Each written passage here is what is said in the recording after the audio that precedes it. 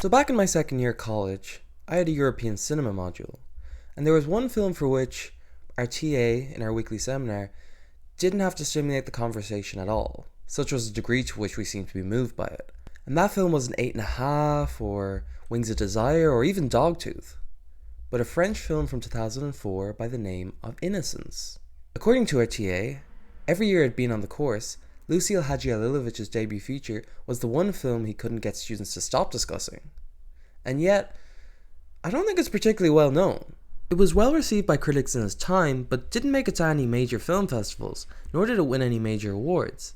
It features Marion Cotillard, but before she became a star in the English-speaking world, and it hasn't had much of a revival in the digital era, with it having only 6,200 ratings on IMDb and 6,500 views on Letterboxd, which is respectable, but apart from this video essay by the channel Fandor from a couple of years ago, I haven't seen many people talk about it online. If you've heard of Lucille Hadjialilovich, it's likely because of her more recent films Evolution and Earwig, or because her partner of over 30 years is Gaspar Noé.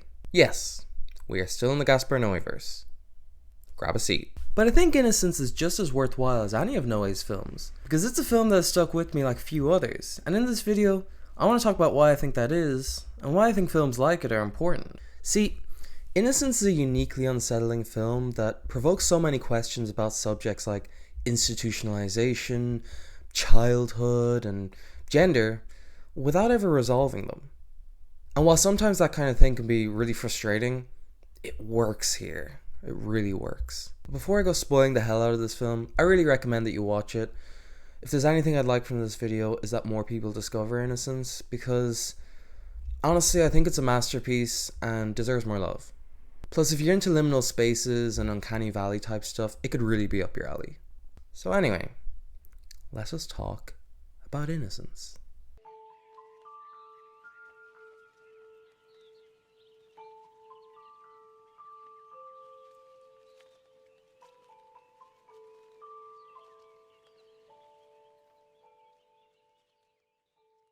According to IMDb, Innocence is a look inside an offbeat boarding school for young girls, but I think we can flesh things out a little. Innocence begins with almost 50 seconds of black screen while ambient drumming noises build in the background until the sound of a train on tracks emerges and some old school credits begin. Then the sound of being underwater takes over as we see a coffin with a 7-pointed star. Then we get more credits and this water sound intensifies as bubbles appear. We get the title, we go back underwater, and then suddenly, oh, that's nice, a stream. We then cut through a number of fixed shots of nature, and a grate, and an underground tunnel that leads to a house, and oh, you again. The coffin is then surrounded by little girls dressed in white, and is opened revealing a young girl named Iris, who wakes up confused. The eldest girl introduces herself as Bianca, and as she and the others dress Iris, she explains that each of them wears a coloured ribbon in their hair, red for the youngest and violet for the eldest. As they change their ribbons, one of the girls, Selma, seems a bit put out. As Bianca puts on her violet ribbon, Selma exclaims, Violet, c'est la couleur de Natacha. And throws a hairbrush at the mirror and runs away. After a couple seconds, Bianca calmly says, Ne t'inquiète pas, ça lui passera. We then get these fixed high-angle shots as Bianca leads Iris and the girls outside, which while functional, add an explicit sense of surveillance. Outside their building, Iris is amused by a butterfly and follows it out into a footpath, and in the background we see lush vegetation bathed in golden sunlight. We then get this exchange. Bianca, il est où mon petit frère? Il n'y a pas de garçon ici. Pourquoi? Parce que... Mais c'est quoi ici? C'est chez nous. Ugh. The next hour or so centers on Iris, as she acclimates to a new environment. She's brought swimming with all the other girls in the park, as it's termed, and learns that there are 5 different houses with 7 girls in each house. At dinner she learns that in each house there's a woman servant, who one of the girls says would be punished if she disobeyed them. We then get this uplifting exchange. Je veux rentrer à la maison. C'est ici ta maison maintenant. Et on va me chercher. Mais non. Et si mon petit frère va me chercher? Mais non.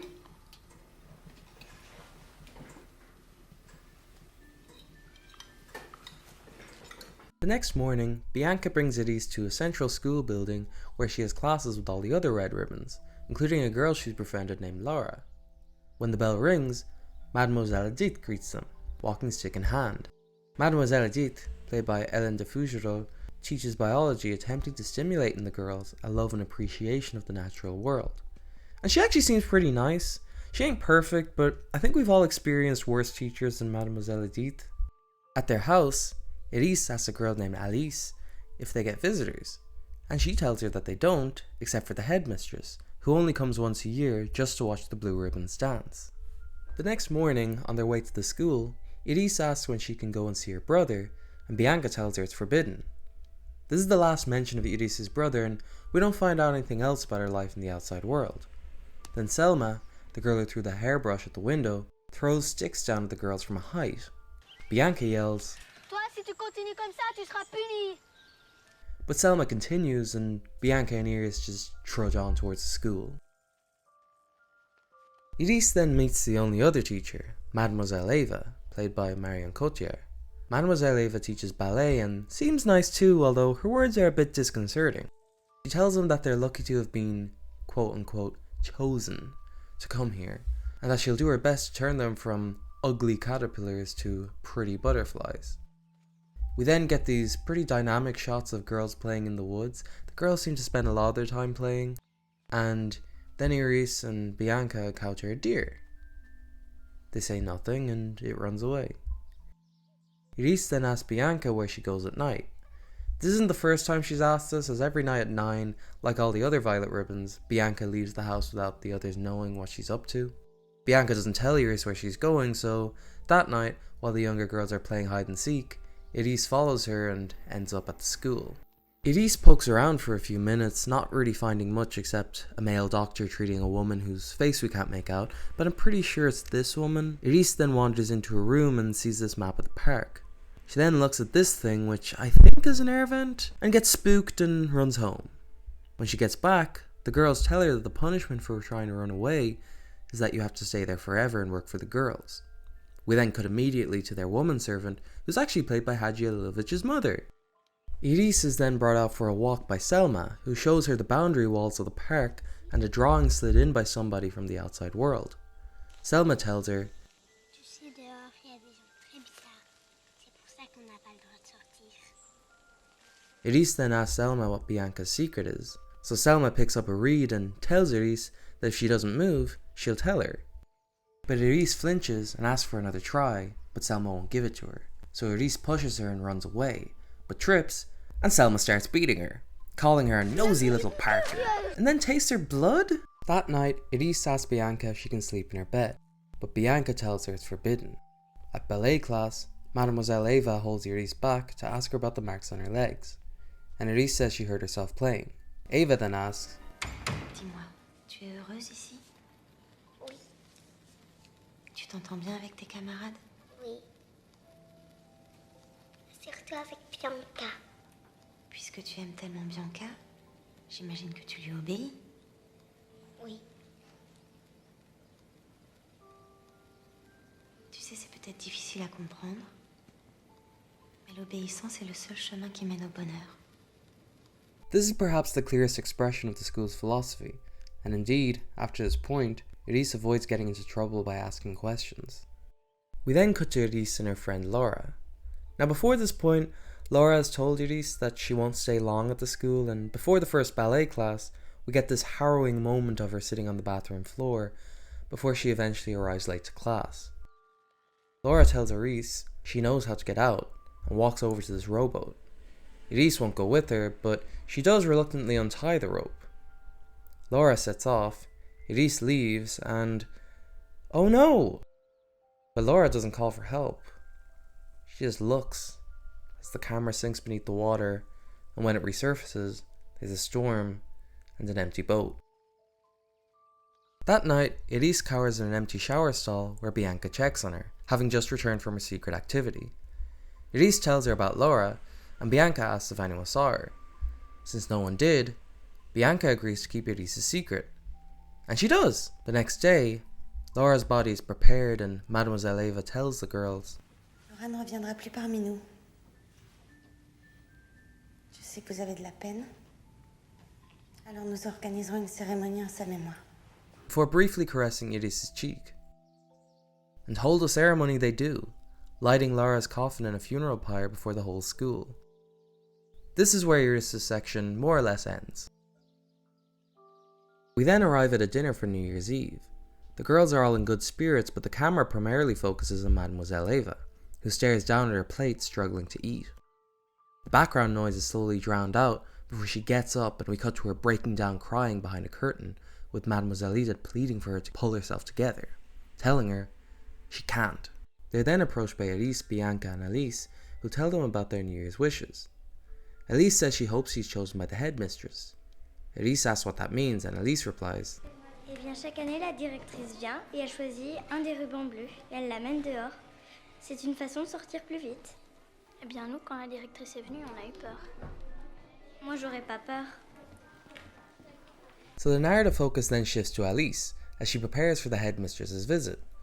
One day she comes in for an extra session with Mademoiselle Eva, and Mademoiselle Edith questions why she wants to leave so much. She asks her, Pas heureuse ici. and Elise replies. Si, mais j'aimerais bien savoir ce qu'il y a dehors. Edith tells her she doesn't think she'll be chosen, and Elise responds under her breath, Qu'est-ce que vous en savez? Espèce d'handicapé. The next scene takes place in Mademoiselle Edith's office, where she's practicing lepidoptery. And yes, the triangle of Innocence, the Duke of Burgundy, and Vladimir Nabokov is very real. Edith tells Eva not to encourage Alice, which leads to this exchange. Puis dehors, c'est pas forcément ce qu'elle croit. Qu'est-ce que tu en sais? Si elle est déçue, elle va souffrir. Elle apprendra. Elle apprendra quoi?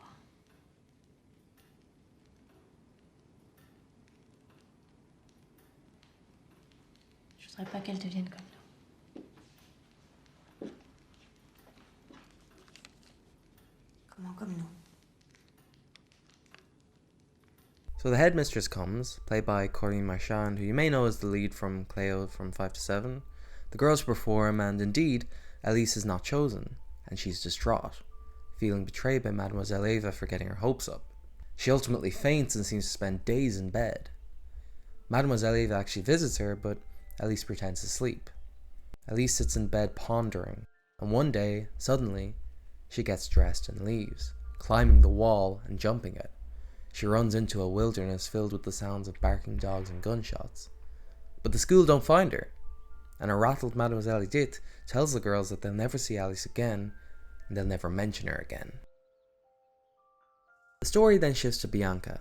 Bianca is preparing to graduate from the school, with Mademoiselle Edith comparing their impending puberty to the metamorphosis of a butterfly.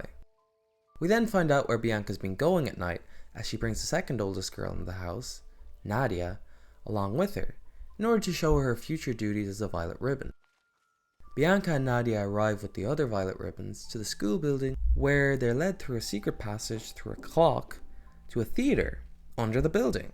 As it turns out, the violet ribbons come here every night to perform ballet for an audience of silhouetted adults. According to one of the woman servants, this is how the school is funded. Nadia gets a bit spooked by the whole thing, telling Bianca, Je peux pas y retourner. with Bianca replying,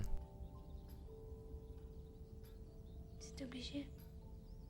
So they continue practicing, and Mademoiselle Eva pulls Bianca aside to give her sanitary towels, and also to tell her that tonight is their last performance before they leave. During this final performance, a man in one of the box seats throws Bianca a rose and tells her she's the prettiest. She smiles politely, and we briefly cut to Mademoiselle Eva as Bianca slides the rose into her leotard strap.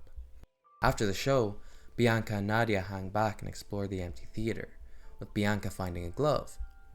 After the show, she pulls out a piece of paper and ponders an illustration of an idealized man that presumably came from the wall and caresses her thigh while wearing the glove. However, the next day she throws away the rose and the glove. Iris finds Bianca crying at the foot of a tree and pleads for her to stay, but Bianca tells her to leave her alone. Bianca then approaches Iris at the swings, but now Iris tells her to leave her alone, and she goes away and starts digging a hole, because she's a kid. So Bianca starts swinging while standing up. She starts swinging faster and faster and faster until... But she doesn't die. She quickly wakes up, goes swimming with Elise, and ultimately bids her housemates and woman servant a heartfelt goodbye. So Bianca leaves and is led with the other violet ribbons via an underground railroad to a new teacher, while back at the park, the cycle is beginning anew. This new teacher leads the former violet ribbons to a very modern looking plaza where Bianca and the girls start playing in a fountain. From across the water, an older looking boy begins to approach her. The following interaction is filmed in POV shots as the obscured boy slowly peers around both sides of the jet of water as smiling Bianca as they splash each other for a few seconds till he moves towards her and her smile falters a little. And then we cut to an overhead shot of the water before it covers the lens and the film ends. Well, I think the word offbeat might be doing a little heavy lifting there, Mr. IMDb. But after spending almost 2,000 words detailing Innocence's plot, I think it's about as well as you can explain the film in one line. Innocence is a very open-ended film. It's easy to imagine a film about a girl who arrives at a mysterious school and works to undercover its secrets and ultimately beat the baddies and reunite with her little brother. But that's not what we're given. Plus, Suspiria already exists. But compared to Suspiria, Innocence gets far deeper under my skin. See, what's so unsettling about Innocence is how much we don't know. We don't know, for example, when the film is set. Much of the aesthetic of the school and the classrooms gives off a fantastique vibe, but the relatively modern hairstyles and costumes of the characters, along with the presence of electric lamps like these, makes the film harder to place. There are no pop culture references nor other easily traceable objects such as TVs and cars. What we're primarily given are items that could just as easily exist now as 100 years ago. And while the final scene takes place in a modern looking setting, there's not enough information given to make it feel like this grand reveal that they were in the modern day after all. Instead, it just adds to the general timelessness of Innocence's world, as if someone folded the 20th and 21st century in on each other and then tried to make it seem like nothing happened. This sense of anachronism is compounded visually by the fact that the film was shot on Super 16 film but saturated using digital post-production. This also leads to the world of Innocence looking a little too idyllic. Shout out to DOP Benoit Debby, who also shot Into the Void. Similarly, we don't know where Innocence is set. There's no mention of any country or state, and while you could assume it was filmed in France, it was actually filmed in Belgium. It's definitely got a European vibe, but a very unspecific one. Key details about the school itself are unclear. We don't know how it sources its students, nor why they arrive in coffins with 7-pointed stars on them. We don't find out very much about the students themselves, nor their teachers, Mademoiselle Lisette and Mademoiselle Eva. We don't know the scale of the school's brutality. Obviously, the students are brought to the school without their consent and not allowed to leave, but within its walls, the level of direct violence enacted by the school is hard to determine. When Laura's boat fills with water, we don't know that it was deliberate on behalf of the school or just an unfortunate accident. It's said that the woman servants are former students who tried to run away and that Mademoiselle Lisette's limp was a punishment given to her for trying to run away, but Elise argues that they're just stories to scare the girls. Indeed, there's very little adult oversight of the girls, and they're given plenty of time to play freely during the day. The girls seem more to police themselves in fear of receiving an usually unspecified punishment. But when Selma beats up Elise, it's hard to know whether it's because she actually fears punishment or because she's just using an excuse to beat up the new kid. If there's anything I think is certain in Innocence, is that these are just normal kids. Despite their creepy introduction, they're not these evil children of the corn types. They're all just trying to survive. And by the time Bianca leaves, you see that there's a real fraternity between them. But as I said before, Innocence is a very open-ended film, and it's impossible to figure out what's actually going on.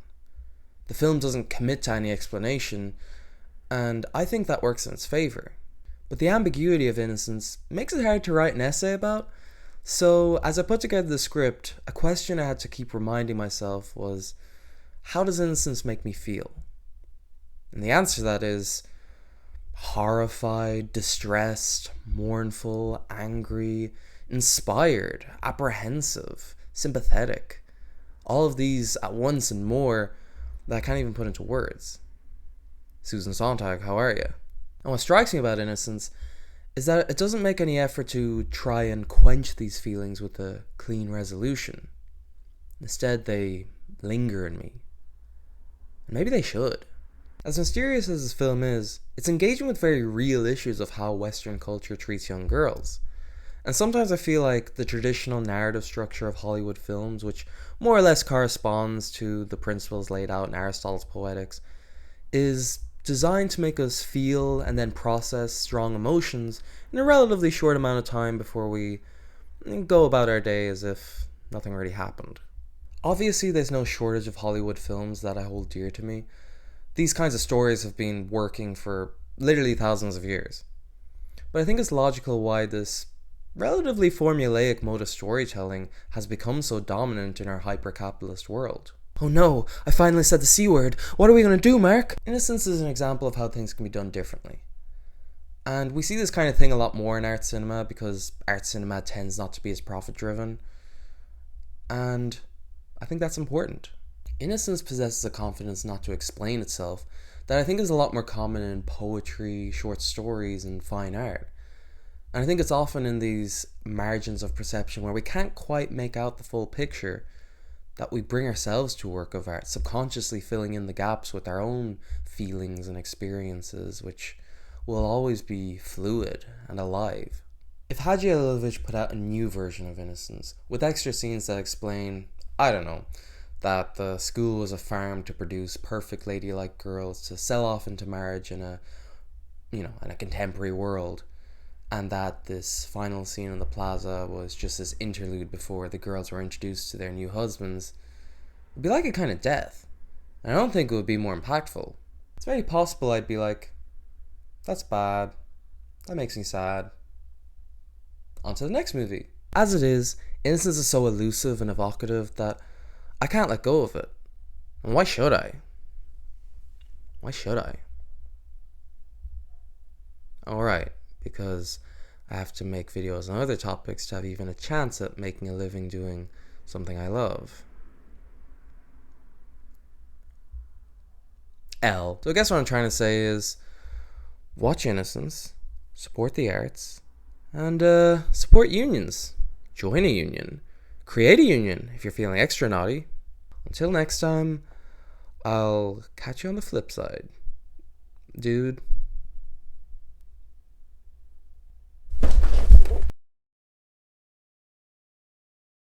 Alright, and we are done editing. This was definitely a difficult video to put together. There's so much to Innocence, and I feel like I barely even scratched the surface, but yeah, I guess I'd be interested in hearing any of your thoughts in the comments.